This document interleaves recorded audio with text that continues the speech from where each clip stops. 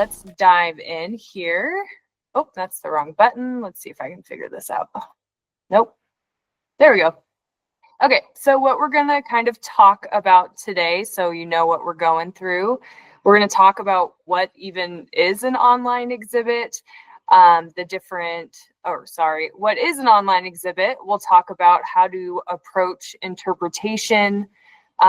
We'll talk about a couple options of platforms that you might want to use, some basic guidelines around design. We'll look at some examples today too, and then we'll also talk about how to promote and some ideas around that.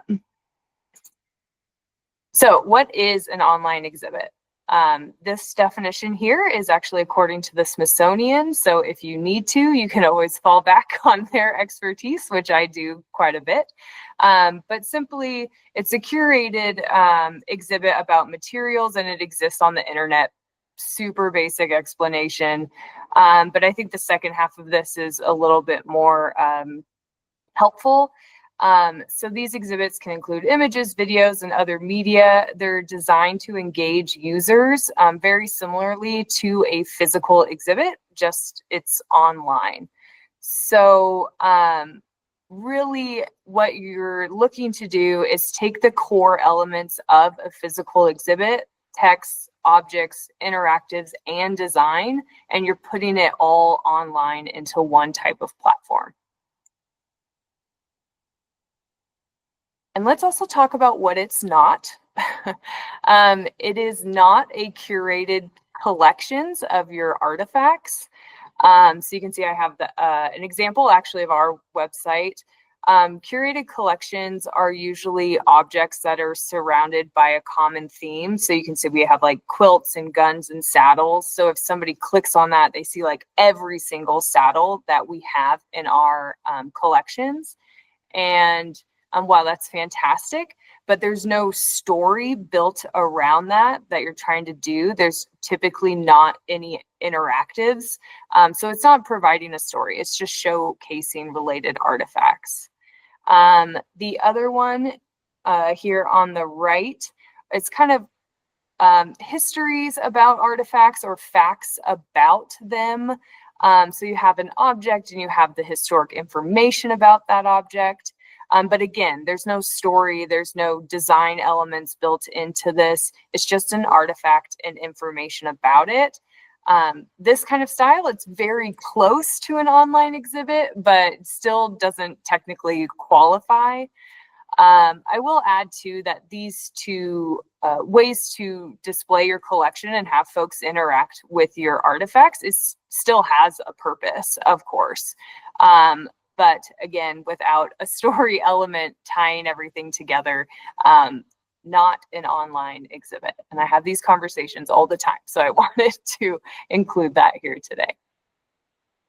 So let's go into some pros and cons of online exhibits as a whole. I like to start with bad news first and end with good news. I don't know what that says about me, but that's just how I like to function. So we're going to go with the cons first. The biggest one is the maintenance of these exhibits. It's not something that you can just design, put on your website, and never touch it again, unfortunately. I wish all exhibits actually worked that way, but they don't. Some things that can happen is your links might go bad. Your images that you have inserted into your exhibit, they may move and then no longer be shown in your exhibit. Perhaps your content changes. Also, if you're trying to integrate videos and you're using YouTube videos, whether you have a link or you're embedding them into your exhibit, those third-party platforms may update their back-end systems and your links could just disappear as well. And also the platform that you decide to use, they may update their platform as well. And that could cause like your layout to get kind of funky, again, photos to go away, all of those sorts of things. So you really have to be on top of the maintenance of your online exhibits. Another thing to consider is the time to create these. They do take a lot of, I mean, you're building an exhibit. They do take a lot of time to do. If you are also, if you're using a platform you've never used before, you're going to have to learn how to use it. That takes time too, to figure that out. And perhaps you already have limited staff. I would consider if this is where you want to put your time in and your staff effort into. And the last one is the cost. If you want to use a platform that has a bunch of really fancy features, you're going to have to put up the cash for that. And also consider too the storage capacity that you need. If you are going to be uploading a bunch of high-res images and a lot of longer videos and things like that, the more that you need of storage, the more expensive it's going to be for you as well. So that's the bad news. Now let's look at the good stuff, which there's a lot more. Of course, one of the pros is increasing your online engagement and expanding your reach. Pretty simple. Anybody with internet access, they can Google the topic that you've talked about. They can access your website. You're going to bring more people to your website, you know, and especially here in Wyoming, it could be neighboring cities, other states, international as well. You can also connect with some communities that maybe you haven't connected with before. So it can be a really great tool for those types of things. There is also a great factor of these is that they can supplement your physical exhibits that you have on site too. As much as we want to, you can't include everything inside an exhibit. So consider if there were topics that you had to cut. If there was a story you really wanted to include, but you just ran out of room to include it, or maybe there's an object you do have within that exhibit that actually deserves to kind of have its own exhibit within the exhibit. So you can really tell its own highlighted story through this type of medium. So the next one, you can also, and I think this is really useful, if you have folks that come in and are frequently asking you about a certain topic. So I have kind of the frequently asked questions, and you're not able to address them within your physical exhibits. Maybe your collection actually doesn't support that topic, so it doesn't make sense to build a physical exhibit around it. Consider what your visitors are asking you about, and maybe you want to develop an online exhibit around that so you can at least direct them to some resources when they come in and ask those types of questions. Another one is a collection highlight. I know I said that this is not, in the previous slide I said that's not what an exhibit is, but if you actually have an object within your collection, maybe it's been in storage, but it has a great story around that and some supplemental digital interpretation that you can add to that. This is a great way to kind of do that. Maybe also you got a new object added to your collection that you want to highlight right away. This could also be a great format for that. And they're really fun to interact with as a user. The user gets to kind of interact with your content in a different way. It's right next to the text. It's all integrated together. And like I said, based on the platform you decide, you can really curate the options for this. And I'll show you some of those, kind of what I'm talking about. And of course, cost again. Especially after COVID, the hardware to create exhibits, like if you need wood or screws, whatever, it's very, very expensive right now. So this actually, the platform that you choose might be more cost effective than building a physical exhibit around that. As I kind of just mentioned, you can integrate those digital interactives at a minimal cost. I'm sure folks know that, like, in a physical exhibit, you may want to include a touch screen where you can access more photos and access videos and things like that, but having to build a mount for it, buy the touch screen, get subscription software, or know how to code, all of that kind of stuff, you don't have to worry about it with these types of exhibits. And also, if you're able to, to help kind of offset the cost. You can also think about if you have volunteers as a part of your organization, or maybe even interns, if they're really passionate about this subject, encourage them, of course with oversight, to build this kind of exhibit too. All right, so before you even get started doing your research, pulling things together, I always ask myself these questions. So really, why are you doing this in the first place? And I ask myself these questions whenever we have a proposed exhibit. It can be physical, it could be online, doesn't matter. So you're wanting to know, first of all and foremost, does it fit within your mission? Like for us being the State Museum of Wyoming, we're not going to do an exhibit on like Abraham Lincoln, right? Or George Washington for that matter. That doesn't make sense for us to interpret. So make sure that the topic that you want to address does fit with what you're trying to share with your audience. Another thing to consider is if other institutions already focus on the topic that you're looking to do as well. If I was to use some local museums as an example, you know, the depot here in town focuses on railroad history. So we don't want to step on anybody's toes. So maybe instead of doing an online exhibit about that, we would point people in that direction and kind of help share that knowledge about other museums too. And lastly, knowing if the topic is relevant to your audience. Does your audience even care? Do they want to know about it? It's a really important question to ask. If it is, great, move forward. If it's not, kind of ask yourself, what is this adding to what we already are doing? And most importantly, if you don't know the answer to that question, you should ask them. Ask your visitors, gather some feedback. Ask them, what do they expect to see from your institution? What topics are you perhaps missing that you could be addressing? For any exhibit, this really helps drive your exhibit development in order to meet the needs and expectations of your visitors. I would add too that sometimes the answers to these questions, or the big question, why are you doing it in the first place? There are some pretty, I don't want to say forced answers, but you don't have a choice.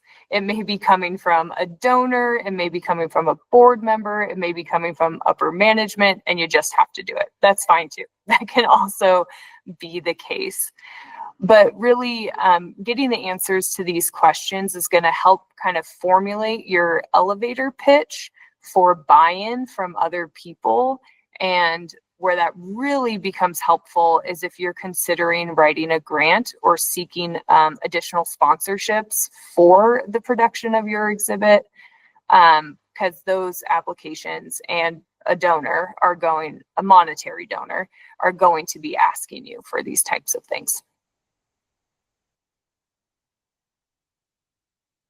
Okay, so we'll shift here. I guess, did any questions pop up in the meantime? I don't think I saw anything. Okay, fantastic. All right, so now let's talk about interpretation, and it's a very museum field word, but what we're specifically talking about for this is the story. So the combination of your text and additional content like photos, documents, videos, things of that nature. So putting that all together, how do you organize that? How do you do that? What I'm about to share is the way that I do it. I know people have different preferences about how they organize these types of things. I'm going to just kind of give the basics, and I would say this isn't just like, this is what Elisabeth thinks is fantastic. It's actually based off of best practices in the field. So I'm not just like pulling this out of thin air. So it does have a backbone to it, but this is kind of the way that I like to approach these things. So again, more questions to ask yourself. I usually ask myself these 3 big questions from a visitor's point of view. They may seem a little blunt, but they're very helpful. Of course, who cares about this? Why should your visitor care about what you're talking about? What's the point of it? What are you trying to get them to take away? And of course, why does this topic even matter? These are questions I actually ask myself for any text that I write that's relevant to the museum. It could be a social media post, it could be a temporary exhibit, it could be a newsletter, it doesn't matter.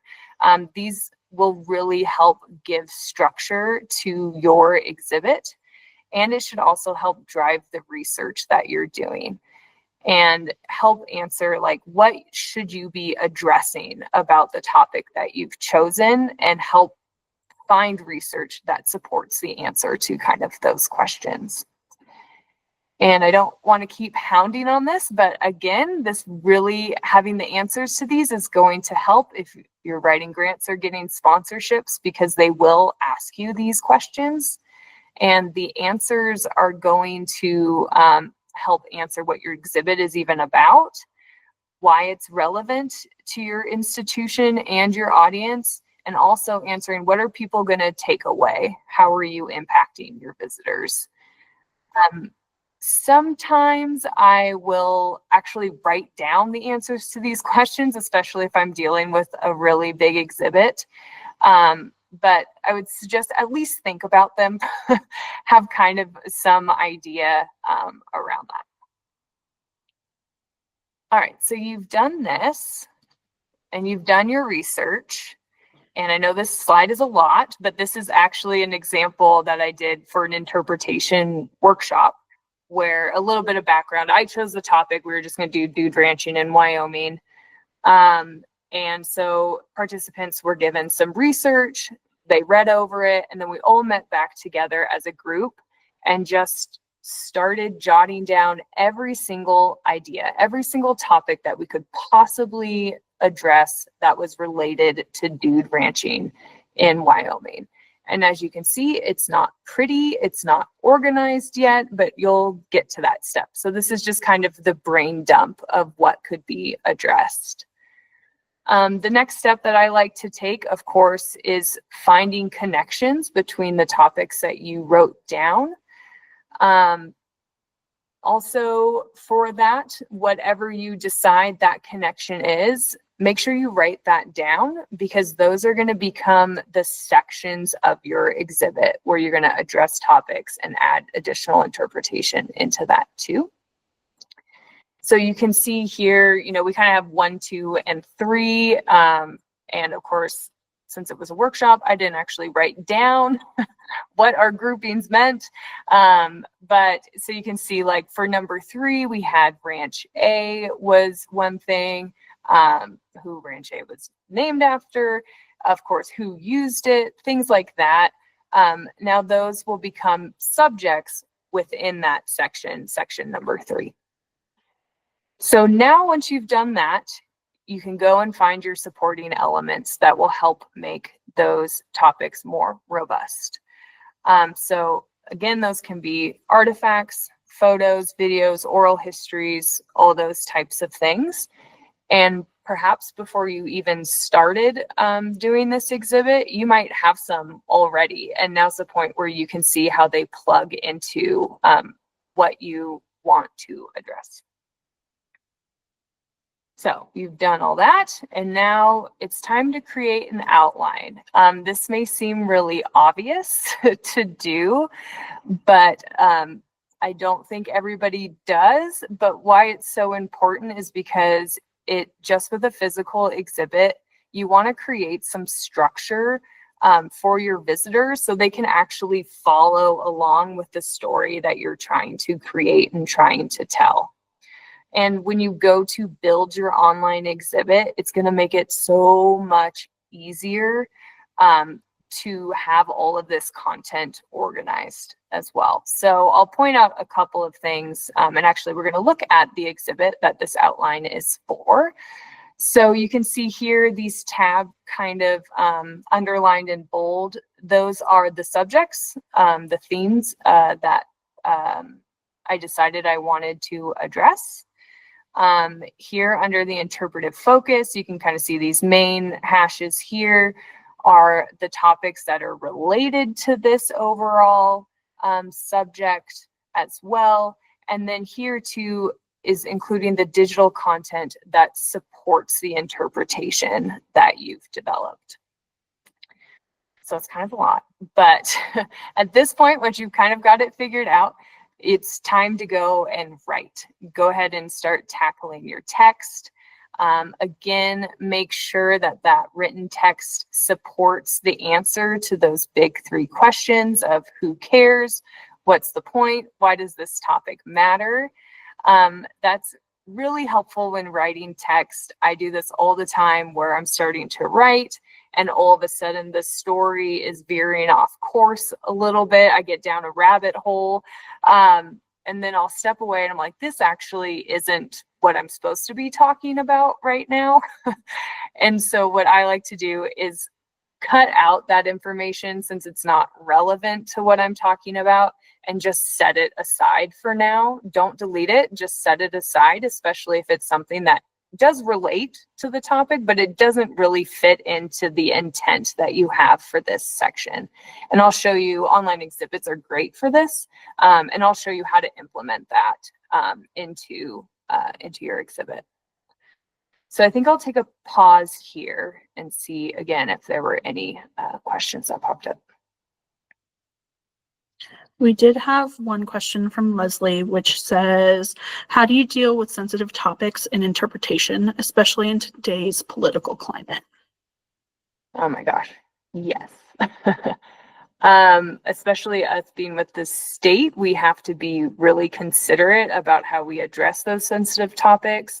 What I like to do is I will either pull a direct quote out of a document, so that way you can rely on a resource that already exists, or I just stick to the facts. And in facts, it could be statistics. It could also be, again, using original documentation. Maybe you show one point of view, you show another point of view, and you let those documents and resources just speak for themselves. That's how I usually address it.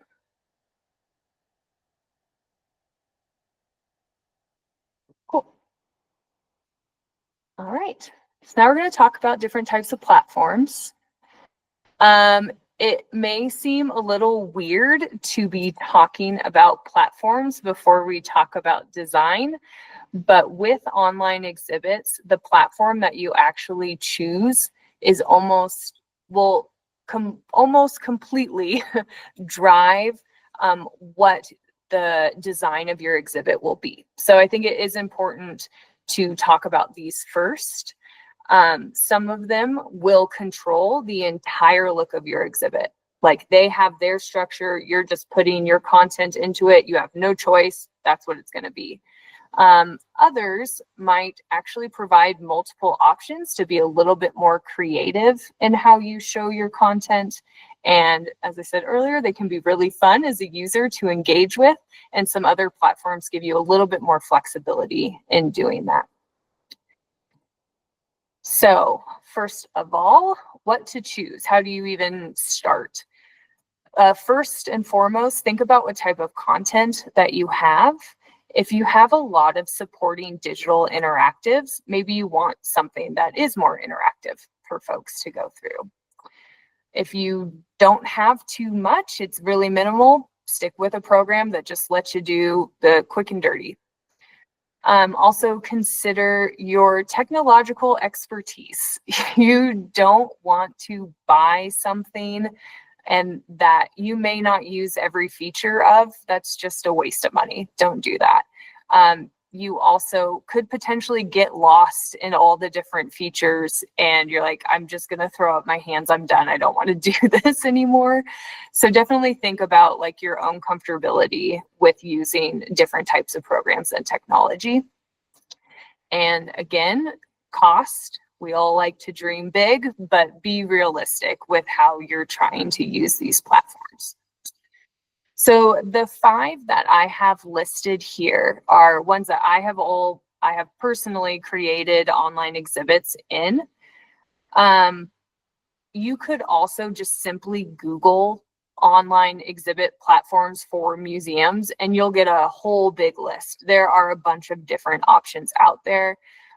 These are the 5 that are kind of the most popular. You might see them pop up on those lists, so I just want to kind of address those here. So the first one, your current website. You'll probably save money doing this because most likely you're already paying for your website. But one thing with this is make sure you're checking the storage that you have available, because again, if you're loading up high-res images that are going to take a bit more storage, you don't want to get an unexpected check from your web provider that you weren't prepared for. So that's definitely something to look into. And another thing too, if you don't check that ahead of time, your online exhibit, you may not even be able to upload it at all. So definitely something to consider if you'd like to use your current website that you have. There is also Omeka. I'm not sure if that's how you pronounce it. I've only ever seen it written, of course, but I'm just going to call it Omeka. This is a very popular online platform. You'll see it. You'll probably see it a lot if you start recognizing how different platforms are being used by institutions. They do have a free version, but like with most of them, you'll get more options and more features if you pay for the higher plans. They do have a tiered plan too, or tiered plans as well. So you can look into that. You can also reach out to them. They are helpful in like saying, I'm just trying to build this exhibit. What plan is right for me? They are super helpful for that. To be honest, this is not my favorite platform. I think that the navigation for users can be really confusing. And as you're kind of clicking through a website, you kind of go like, how did I get to where I was? I wanted to go back and look at this content again on this other page. And I'll show you guys that too. I have one pulled up to look at that. This platform is also very controlling over what your exhibit can look like too. And for some people, that's fine. For others, they don't like that as much. I like to add a little flair to my online exhibit, so it doesn't really resonate with me. Another thing with this program is that the back end, so you as the developer of the online exhibit, it isn't really user friendly. It can be really convoluted. When I designed an exhibit on this, I had the tutorials and walkthroughs of how to even do this up the entire time that I was trying to design this exhibit. So that's Omeka. The next one is ArcGIS. If you're not familiar with this program, I think they're pretty well known at this point, but it's more of a mapping type of software. But they have a fantastic feature that's called story maps, where you can build online exhibits, interactive online exhibits with it. And like I said, it is map driven because that's the point of their business, which can actually be really cool if you are trying to showcase a historic walking tour around your town, or maybe your exhibit is about a cowboy who worked at all these different branches, you know, through Wyoming or what have you. It could be a really cool interactive piece too. They do have a free plan. They have pretty limited features on that. But if you wanted to upgrade to their premium, it's only $10 a month, and they give you a discount. If you want to do a year, it's $100, which isn't too bad. Obviously, I don't know everybody's institution's budgets, but $100, you probably get a sponsorship for that if you need to. So it's pretty accessible. The next one with WordPress. WordPress originally started as being a blog website. That's what they focused on. And now they have shifted into more of a website design platform. They have a free plan, and it's probably sufficient for a lot of needs that people have. They have a great variety of like pre-made templates and layout options that you can use. And so you can just plug and play kind of your content into what they've already developed and laid out for you. There is a bit of a learning curve with this platform, especially if you're not familiar with website design.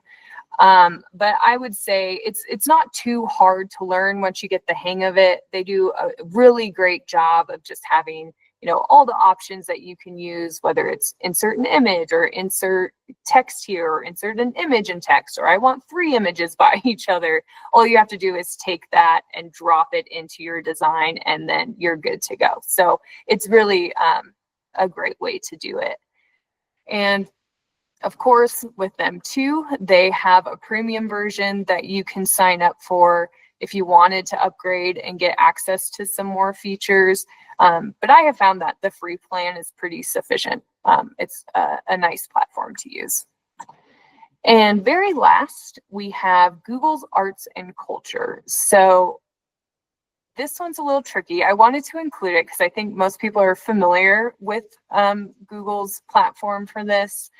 And when they first came out with this, they actually reached out to institutions to beta test this platform. And that was like in the 2010s, I want to say. But now that their platform is more robust, they have switched to a model where you actually have to reach out to them to sign up to use it. And so now what you'll see, it's primarily based on like larger institutions get access to it. It's not made for us little guys. But I mean, you can always reach out. They might connect again with you. But I think that's a pretty big barrier for smaller institutions to kind of get into the online exhibit playing field, that you have to do the legwork. You can't just sign up on your own like you can for these other ones. Okay, I guess I'll pause here again if any other questions popped up.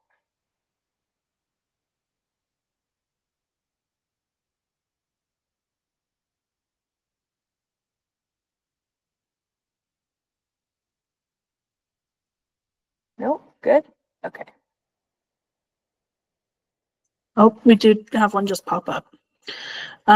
What about Matterport software? I've seen it do virtual tours of spaces. And then Leslie also mentioned using Past Perfect and Past Perfect Online. Yes. And Vermuse. Interesting. Yeah. I haven't heard of Vermuse. Yeah, I haven't heard of Vermuse either. Great. I do know that Past Perfect Online has an exhibit feature, and actually we just upgraded our Past Perfect within the last couple of years, and so that is an option that we're looking to explore too.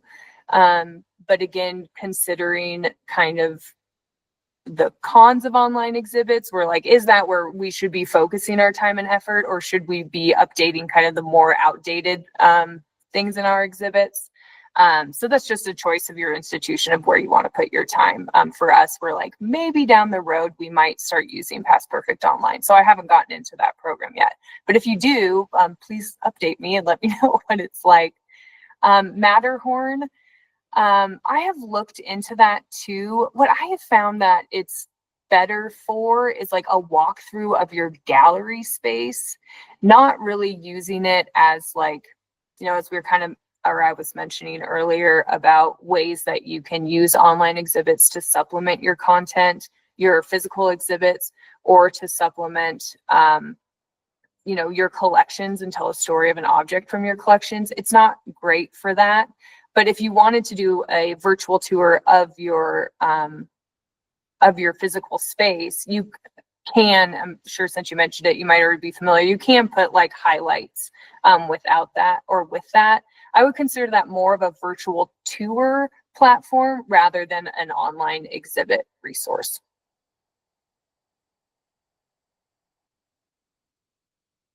All right. So now let's talk about design, how to put it all together. At this point, you have your text, you have your supporting interactives, you've chosen what platform you want to do. So now how do you make it look good? The pillars of designing for an online exhibit are pretty basic, actually. You always, I shouldn't say always, most if not all online exhibits are organized by tabs. And we're going to look over, I'm going to show you guys what all of this looks like. So I'm just kind of spitting it at you now, and then we'll look at some examples. And then within your tabs, your tabs, think of them as like your section headers that you kind of established already in your interpretive outline.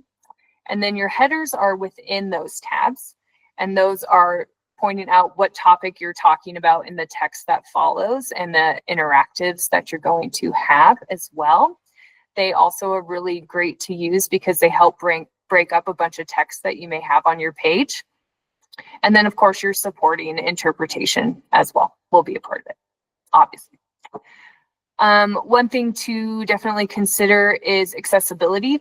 You can Google just a website accessibility checker. I really like to use Wave Web Accessibility Evaluation Tool, and I can show you guys what that looks like really quick. So all you have to do is take the URL of your exhibit. You do have to go page by page, which is a little annoying, but not that big of a deal. And you just pop it into this web page address, and then it'll analyze all of those things for you. The entire page to let you know, like, if screen readers are trying to read this, are your headers correct? Do you have alt text? For folks that maybe have, vision things as well, it'll let you know if the colors that you have chosen actually aren't easily read or accessible to folks that are trying to look at your web or look at your exhibit too. So it's really great for that. I highly recommend it. And then, of course, at the very end, you want to edit like crazy. Before you even officially post your exhibit, have people use it. And if it doesn't make that person uncomfortable, watch them use it. What you kind of want to look at or look for is if they're interacting with your exhibit how you expected. Like, are your tab locations in a spot that they can easily access? Are they potentially getting lost in your exhibit? Are they pressing the back button on their browser constantly? If that's the case, you need to reconsider the navigation within your exhibit itself. And also, are they using your interactives? Are those being effective? Are they contributing back to the topic that you're talking about? So let's look at a couple examples. I think I'm going a little bit longer than I want because, like I said, I can talk about this forever. So this is an exhibit that I did, and I wanted to show this to you because although you may not have the same website we did, I just want to talk through like why I made the design choices that I did and some of the limitations that I found with using this. So first, start off, your landing page wants to be your introduction. Keep it short because people are about to engage with your content already. You don't need to put it in your introduction. So you can have that here. This online exhibit came about because we got a grant to showcase this artifact. So this is a collection highlight exhibit was kind of the purpose of this one. And so you can see here we have the 3D scan of Miss Yamanashi. And I didn't include any additional interpretation with this because my perspective is that if I tried to call things out on it, I would have to apply a lot more context to it because nobody's gone through the exhibit yet. So it didn't really make sense. But if we go, so yeah, here are the tabs up at the top. I should have pointed that out. But if we go to this US involvement one, again, you can see here's the tab title and these headers here too, along with the text and supporting documentation or interpretation that you want to include. You can see that I've staggered text on the left, interactive on the right, and it's different at the bottom. You do want to do this because otherwise you'll just have a really long line of text and that's overwhelming for a user. So you do kind of want to break it up and give it sections too. And when I was talking about interpretation, if something doesn't fit, set it aside because it can be a highlight within your exhibit. So in case of this was a topic that I was like, well, it's relevant to this subject, this section, but it didn't flow with the text. So I set it aside, made it a highlight. You can see the colors are different. It's kind of in the middle of the text. You can do that with that type of content too. I will also add for your text, you want to keep your paragraphs between 3 to 5 sentences, which as historians or researchers, that's really difficult to do, but it actually makes your text stronger if you just get to the point of what you're trying to say. And again, think about what you want your visitors to take away from the story that you're trying to tell.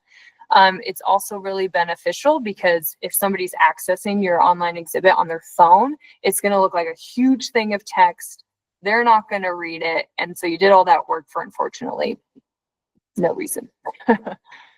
And then I'll show you this next section. You can see here that there is no break between these paragraphs. I went in before this to try to fix that, and unfortunately it didn't work. And so instead I was like, this will be a great point of maintenance of these type of exhibits. Sometimes you just don't have any control, and it's really frustrating, but it is what it is at the end of the day. Another kind of hiccup that I ran into is that the sliders for images, the gallery images that I was able to use was really limited.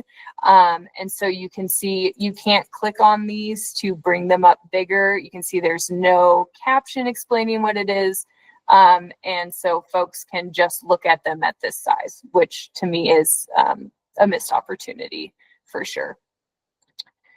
And I also want to say that it is okay to just have text. You don't have to have an interactive for everything.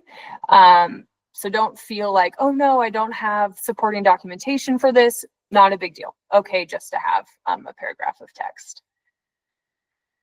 And then on this one is where I included that kind of more, it's the exact same model, included some more interactive that folks can click on and learn about. So that's that one. I need to go faster here. So this is an Omeka website here. This is just an example that they have on theirs. You can see again, there's tabs. These folks decided to put their content front and center. Great. But again, as you include links, most of every exhibit platform lets you do that. But as you kind of click through, you can see that like there's no navigation up here. The only way to go back is to use your browser arrow, which isn't a big deal, but some people don't know that.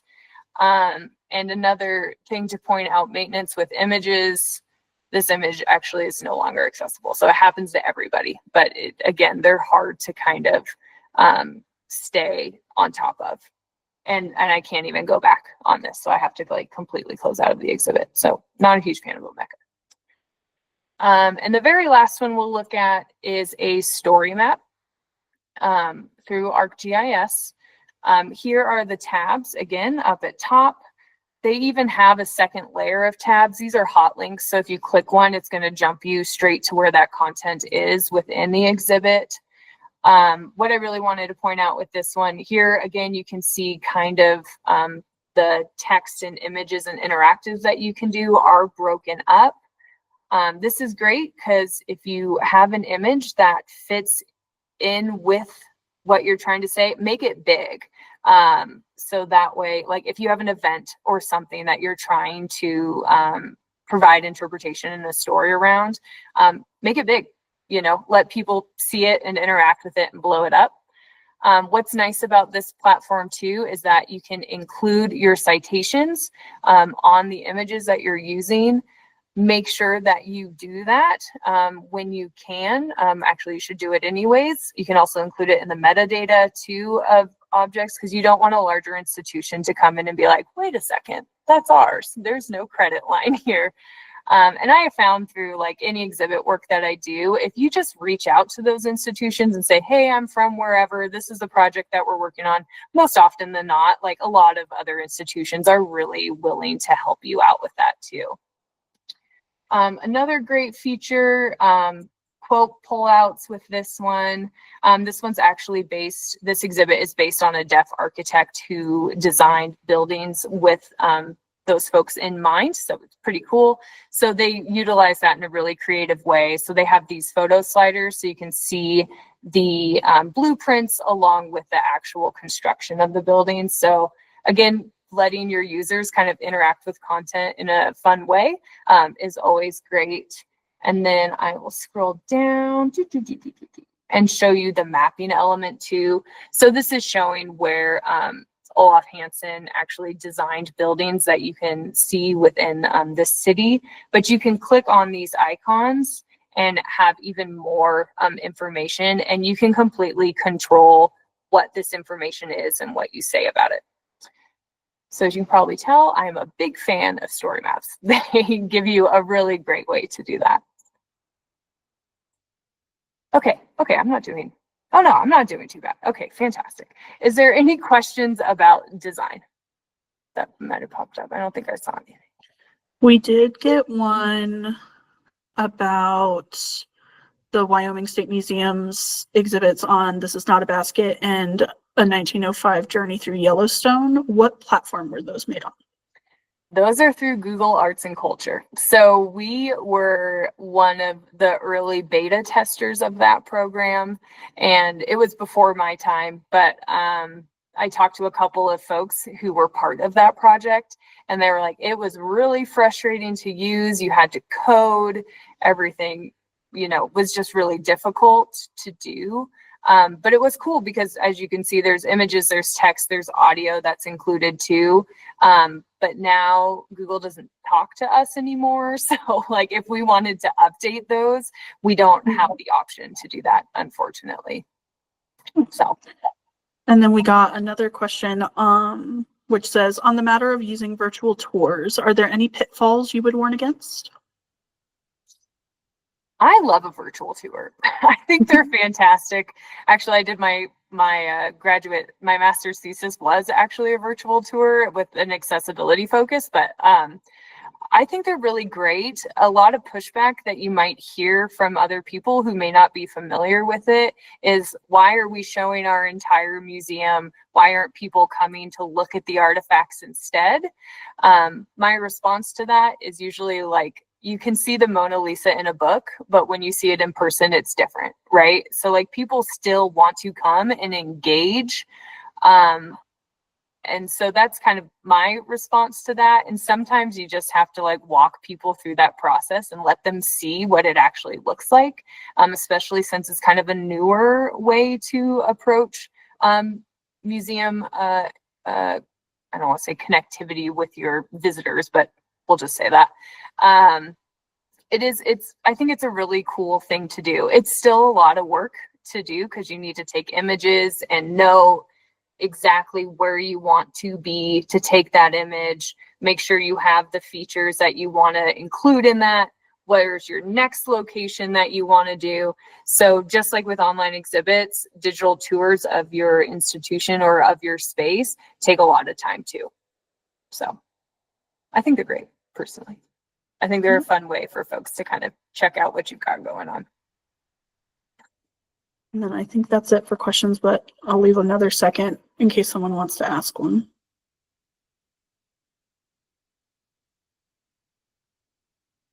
All right, cool. All right, so let's dive into promotion and marketing. I included Canva in here in parentheses. If you're not using this program now, you probably should be. It's really fantastic. They offer graphic design templates for all social media platforms. And they have free stock images, they have GIFs, they have little icons that you can include. They have the gamut. And so you don't have to worry about copyright or crediting or courtesies, you know, all that jazz that you need to do for like documents and images and things like that. And a fun tip is, if you want the premium version, if you are a nonprofit, you can get that for free. So you can just reach out to them. You just give them your tax information, your EIN and all of that. And it's a pretty simple process. So highly recommend using that. We use it for not just exhibits, but marketing for events, for, I don't know, exhibits that have that we want to promote, things like that. We use it for everything. So highly recommend Canva if you're not using it already. But to get into where we like to promote, obviously social media. If you have social media platforms, send out a blast there. It's if you've already done the like, hey, we have this new online exhibit, come engage, you do that one. But you can also, if your social media has been dry for a little while and you're just looking to fill a slot, reshare your online exhibit and your resources too. Of course, if you have a newsletter, include it in there. Maybe there's local media outlets that you can partner with, radio, TV, newspapers, anything like that. Highlight it on your website. That's kind of an obvious one, but do that, of course, too. I included QR codes. QR codes are kind of making a comeback. Something I'm trying to implement because I'm not completely sold on their practicality in exhibits yet. So what I'm trying to do is track the link that folks are actually connecting to see how often it's actually being used in exhibits. So TBD on that data, but I'm trying to track that right now too. But QR codes can be great. They can be a really great source. If you designed an online exhibit that actually is supplementing a physical exhibit that you have, put it in your galleries. If you are creating an online exhibit that is a frequently asked topic or question that they have, put it in your lobby. Maybe if you have a front desk, something along those lines, so that way people can be like, oh, you wanted to know about this, scan this QR code, we have a complete online exhibit about it. So that's really helpful. One thing that I've also learned, and that's why I put this icon on this slide, is make sure that if you have your QR code, you're telling people where they're going with that QR code. So an image that's relevant to an online exhibit or anything for that matter, and a little bit of text that just says like scan to access our online exhibit. Short and sweet. That way folks know where they're going, because there is scams going around, of course, as always, of QR codes taking people to weird websites. So that's also super helpful to have. Yeah, and I just put in the scenery one because that was the best one I could find. But if you're having people access like a YouTube video, use the play button, thing that's relevant to where they're going. Another place if you have a collections page on your website, as I was talking about earlier, people want to see every saddle in our collection. If a particular saddle is actually talked about in your online exhibit, make sure you include a link within that artifact description so folks can go and learn more about that too. And of course, connect with other local historical organizations. See if they'd be willing to help you promote. Also, always offer to reciprocate that too and develop partnerships between each other.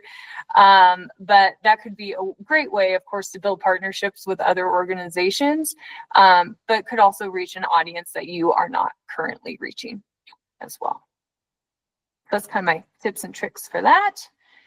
And with that, that is my presentation. So thank you for those of you that joined. I did include my contact information here. I love talking about exhibits. It's one of my favorite things. So if you are stuck in developing an online exhibit or you just want some feedback on something, please feel free to reach out. I would be more than happy to help with that. So, thanks. Thank you. I'm going to open the floor for questions one more time. Does anybody have any questions?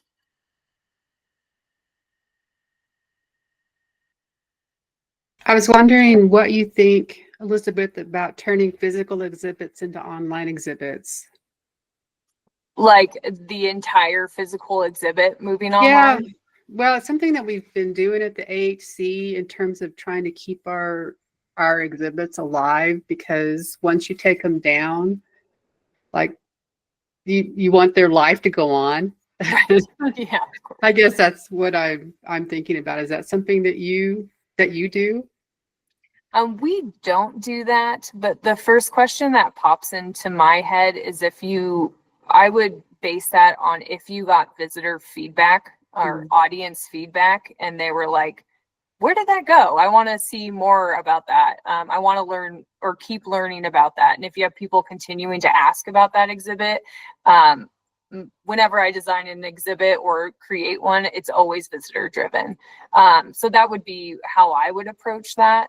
And so if it's something, yeah, they're asking about, I think that's totally relevant. But as I was kind of saying at the beginning of the program, like, if you think it's worth your time to do and you've gotten that kind of information, then yeah, by all means, you know, continue to serve your audience would be how I would approach that. Yeah, thank you. Yeah.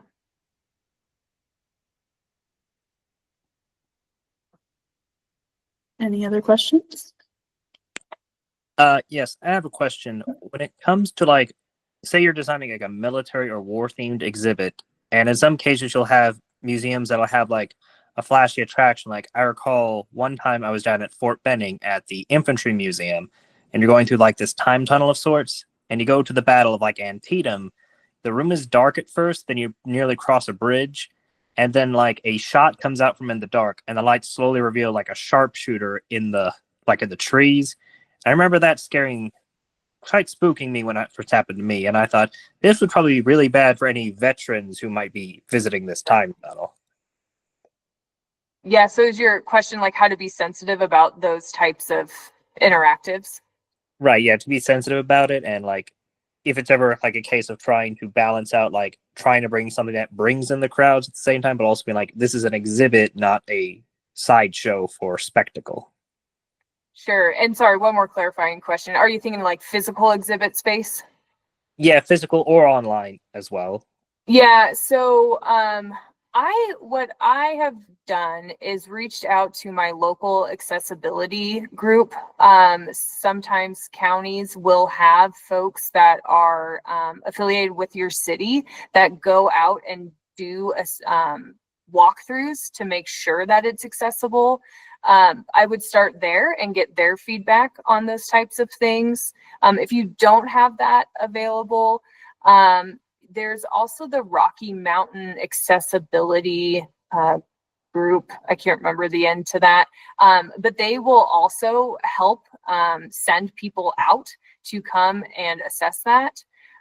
You can also put trigger warnings, especially for folks with sensory sensitivities, to let them know that that's going to happen, and provide an alternate route to get around that exhibit if that's something they don't feel comfortable experiencing. Yeah, so that's kind of how I would address that too. One thing that we have done is included, not only do that walkthrough, because it's actually just super helpful for design and layouts and of exhibits in general.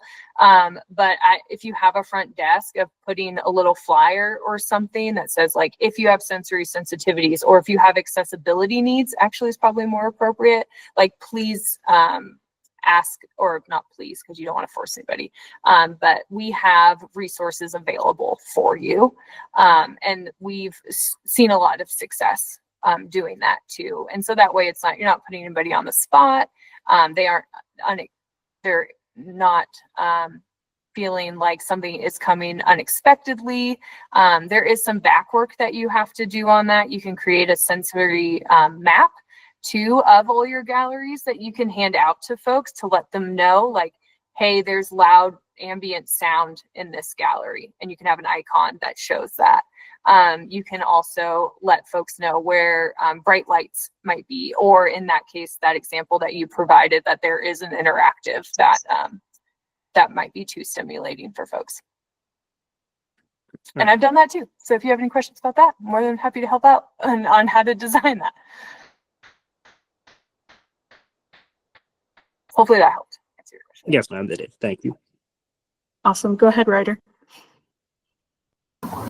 So first, I want to apologize because I was a little late to the game. I just got the email from Victoria. Sorry about that.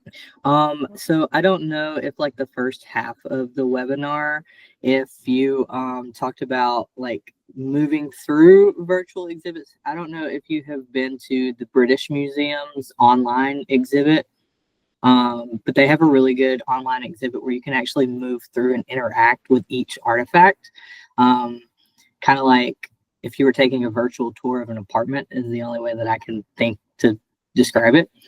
Did you talk about anything like that at the beginning of the webinar and about how to go about creating that kind of platform? Yeah, so I wouldn't actually consider that an online exhibit. I consider that a virtual tour of your space. We did have another person who asked about that. Yeah, as you look into those types of platforms, I was going to mention it's very popular with realtors.